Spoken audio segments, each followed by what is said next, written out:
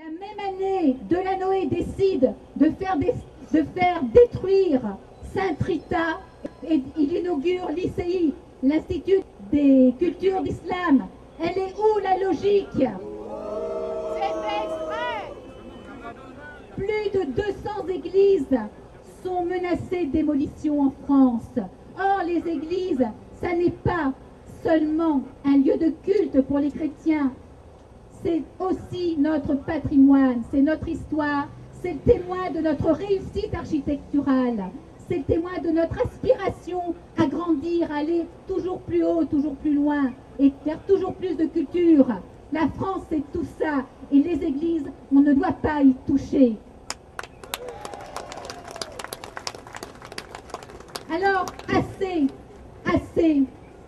La coupe est pleine. Nous devons faire l'union sacrée.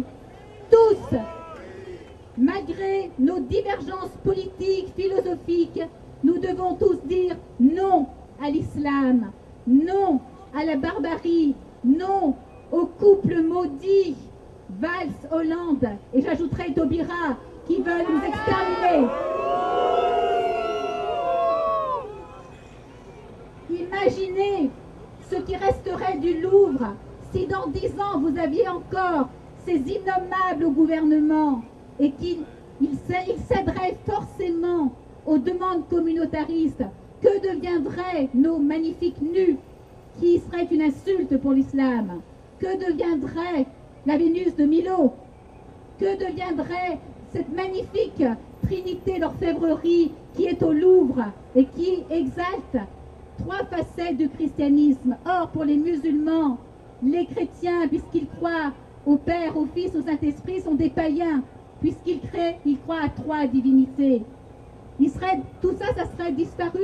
Tous nos trésors sacrés, tous nos trésors, les monnaies, les renoirs. Est-ce que vous imaginez ce qui se passerait si vous aviez toutes les revendications musulmanes qui l'emportaient?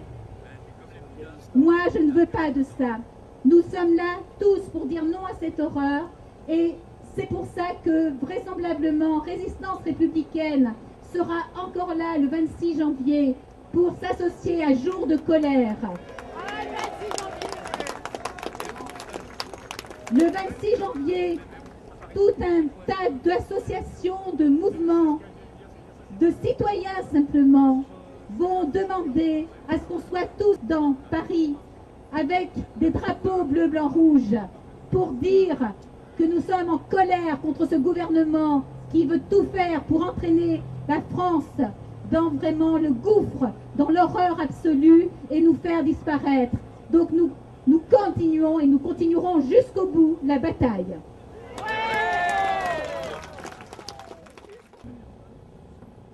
Chers amis, merci à tous d'être venus. Je suis moi-même ravi d'être ici parmi vous et de représenter mon association qui est Génération Patriote et de soutenir Résistance républicaine qui se bat pour la défense de la laïcité, mais aussi pour la défense de nos valeurs et traditions françaises qui sont malmenées depuis quelques années, et surtout depuis l'élection de François Hollande. Aujourd'hui, plus que jamais, tous les patriotes, tous les amoureux de la France doivent s'unir, travailler ensemble pour que notre beau pays se retrouve sa grandeur. Depuis plusieurs décennies, nos politiques, de droite comme de gauche, ont vendu la France à Bruxelles, aux technocrates non élus d'une Europe que nous ne voulons pas.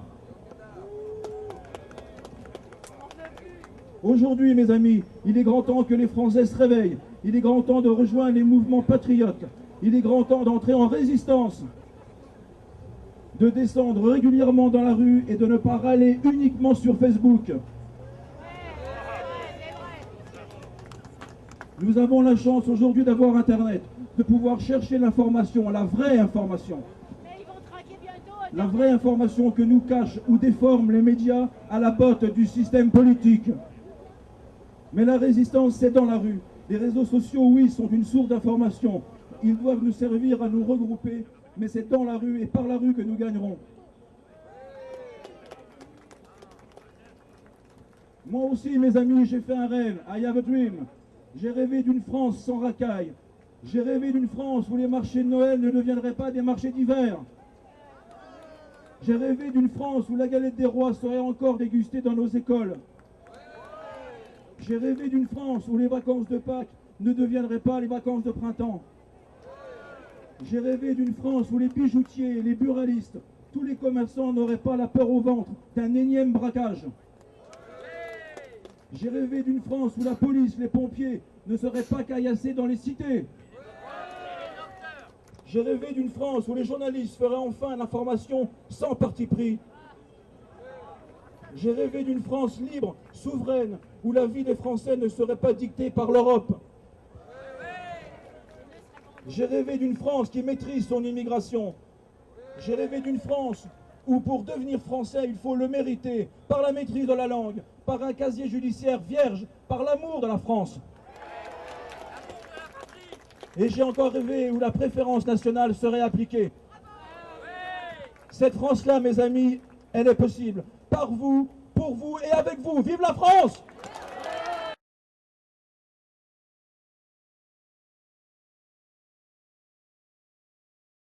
Je vous demande d'applaudir très fortement le prochain intervenant, Monsieur Renaud Camus.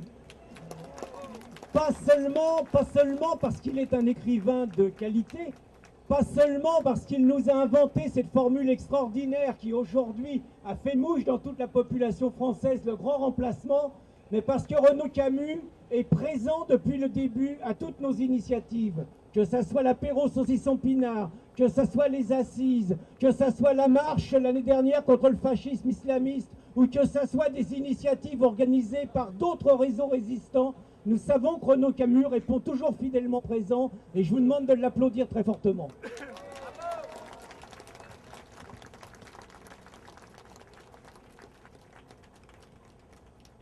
Mes amis, mes chers compatriotes, lorsqu'on me demande qu'est-ce que c'est que le grand remplacement, je me demande toujours, moi, si c'est un piège, et ce l'est assez souvent, la question, ou bien si les gens sont aveugles et sourds. Parce que le grand remplacement, ce n'est pas du tout un concept, c'est une chose qui peut s'observer les yeux nus, dans la rue, les yeux ouverts. Et si j'ai un message à donner, c'est celui-là, c'est ouvrez les yeux et surtout, croyez en vos yeux, voyez ce que vous voyez dans la rue, dans le métro, partout. Et vous voyez bien que notre peuple est en train de disparaître et qu'il est remplacé par d'autres peuples.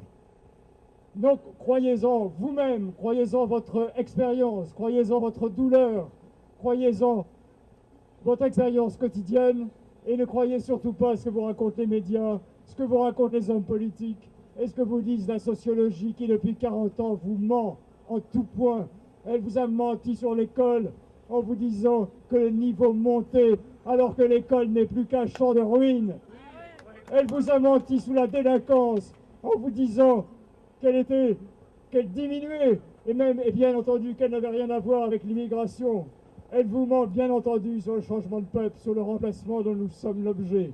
Elle vous ment pendant des années et lorsqu'enfin elle ne peut plus mentir, elle vous dit « Ah oui, c'est vrai, vous aviez raison, mais à présent il est trop tard, on ne peut plus rien faire. » Eh bien non, il n'est pas trop tard. Il n'est pas trop tard. On peut encore sauver la patrie. Nous, les innocents, mais les Français en général, nous n'avons pas fait de Marseille, par exemple, la ville, la capitale de l'hyperviolence qu'elle est devenue. Ce n'est pas nous qui arrachons les sacs des vieilles dames.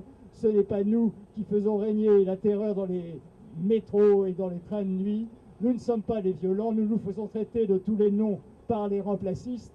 Et pourtant, nous ne sommes pas les agresseurs, nous ne sommes en aucune façon les promoteurs de la violence et de l'agression. Ce que nous voulons, au contraire, c'est l'innocence, la non-violence, la paix, la tranquillité que notre peuple a connue et qu'il ne connaît plus, puisqu'il est exposé en permanence à ces opportunités de toutes sortes, les grandes et les petites dans la vie quotidienne, et les grandes aussi, hélas, quasiment dans la vie quotidienne.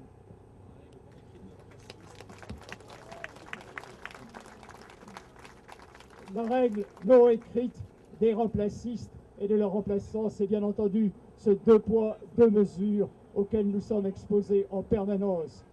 La loi n'étant pas la même pour eux et pour nous, et nous, et étant constamment exposé à ne pouvoir dire ce que je vous dis présentement, j'en suis hélas un bon exemple, puisque je me trouve sans éditeur et constamment poursuivi, comme l'a rappelé Pierre Cassin, pour la liberté de parole dont je témoigne, j'espère, encore aujourd'hui.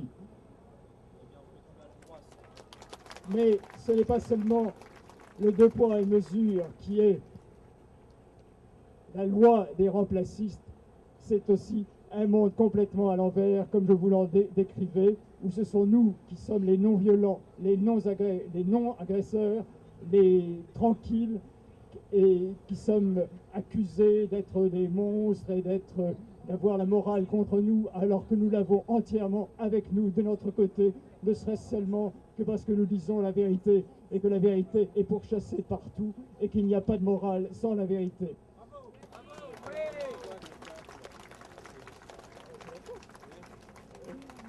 Ce n'est pas la première fois que le peuple français doit se battre pour son indépendance, pour sa liberté, pour libérer son territoire d'un occupant qui veut changer la nature de son histoire et de son identité. Et je dépense tous les efforts dont je suis capable pour essayer, avec bien d'autres, dont beaucoup sont ici présents, avec Catherine Tassin, avec Pierre Cassen, avec les identitaires, et même avec le Front National, de lutter pour cette indépendance. Vous me direz que déjà, justement, il y a le Front National et... Ah, ce micro ne marche plus. Il y a le Front National, il y a le Rassemblement de Marine, et nous ne nous opposerons jamais à lui. Quand nous ne serons pas capables d'être nous-mêmes présents pour cette lutte, nous appellerons toujours à les soutenir. Mais nous estimons qu'il y a la force pour une autre, qu'il y a la place pour une force qui soit son allié et qui lutte à ses côtés sans vouloir le rejoindre pour ce but, pour lutter, pour défendre l'indépendance de notre pays et pour lutter contre cette horreur auquel nous sommes soumis, le changement de peuple et de civilisation. Alors, juste quelques mots de conclusion. D'abord, pour vous dire, à mon avis, que s'il y a au moins une chose qui justifiait cette manifestation, ce sont toutes les interventions différentes mais complémentaires que nous avons entendues. C'est le fait que pour la première fois, à ma connaissance, depuis 1905, depuis la loi de 1905, des laïcs descendent dans la rue et manifestent pour défendre des jours fériés et des acquis chrétiens. Je crois que c'est quelque chose d'unique et qui pèsera dans la recomposition de l'unité du peuple de France. Je crois également, Paul-Marie Couteau avait raison de différencier le nombre de personnes que nous sommes ici pour des raisons précises et la victoire dans l'opinion que nous sommes en train de remporter. Il est révélateur quand même que depuis 6 mois, nos adversaires, pour ne pas dire nos ennemis, sont en train de se couper de plus en plus de l'opinion et du peuple. Ils sont en train de se couper à chaque fois qu'il y a une histoire. À chaque fois qu'il y a une histoire, c'est l'extrême droite qui est accusée. Manque de chance, c'est pas l'extrême droite. À chaque fois, manque de chance.